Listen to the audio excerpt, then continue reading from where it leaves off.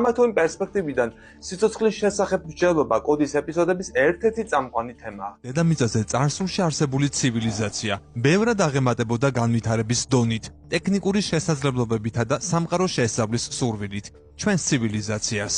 იმის მიუხედავად, რომ ისინი მხოლოდ რამდენიმე მილიონს შეადგენდნენ, ჩვენი მილიარდებისგან განსხვავებით, უფრო განათლებულები იყვნენ და მნიშვნელოვანი წვლილი შეიტანეს ცივილიზაციის განვითარებაში. ამ ფაქტორმა განსაკუთრებით იმოქმედა მეცნიერებზე, რომლებიც საზოგადოების სხვა წარმომადგენლებს შორის უდიდესი პატივისცემით სარგებლობდნენ. მათ შეძლეს იმ პრობლემების უმეტესობის გადაჭრა, რაც ახლა ხელს უშლის ჩვენს ცივილიზაციას გაერთიანებაში, შემდგომ განვითარებასა და წინსვლაში. რაღაც მომენტში მათ დედამიწის ცენტრისკენ სამეცნიერო კვლევების ჩასატარებლად ექსპედიციების გაგზავნა დაიწყეს და ერთ-ერთი ასეთი ექსპედიციის დროს იდუმალი კრისტალები აღმოაჩინეს, რომელსაც ინფორმაციის შენახვა შეეძლო. დიდი ხნის მანძილზე ისინი ახალ მასალას სწავლობდნენ და შედეგად მათ გაშიფრეს ზოგიერთი ინფორმაცია, რომელიც პლანეტის გაჩენის საიდუმლოს ხსნიდა. და ამ ინფორმაციის შესწავლისას ისინი შოკის მომგვრილ დასკვნამდე მივიდნენ.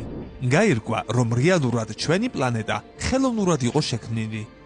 ამ ამბავმა მთელი ცივილიზაცია გააოცა და დააფიქრა, რადგან ეს იმას ნიშნავდა, რომ არსებობენ იდუმალი შემოქმედნი, რომლებსაც მხოლოდ პლანეტის შექმნა კი არა, მასზე სიცოცხლის განვითარება და კონტროლი შეეძლოთ.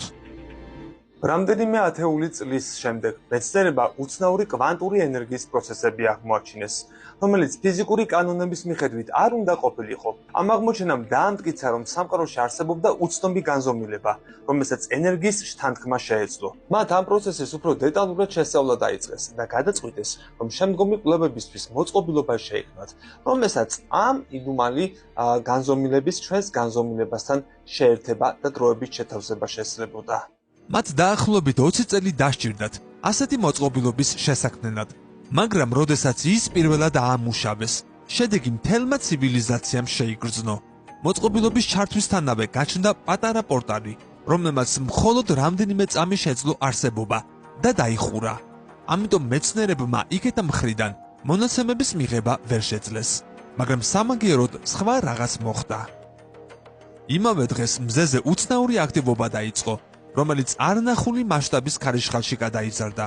მეცნიერები ნაჩქარებად ცდილობდნენ ყველაფრის გამოთვლას და შემოწმებას და ბოლოს იმ დასკვნამდე მივიდნენ, რომ საქმე რაღაც მისტიკური ხასიათის მოვლენასთან ჰქონდათ.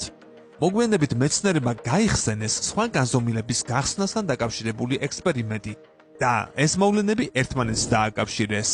თუმცა უკვე გვიანი იყო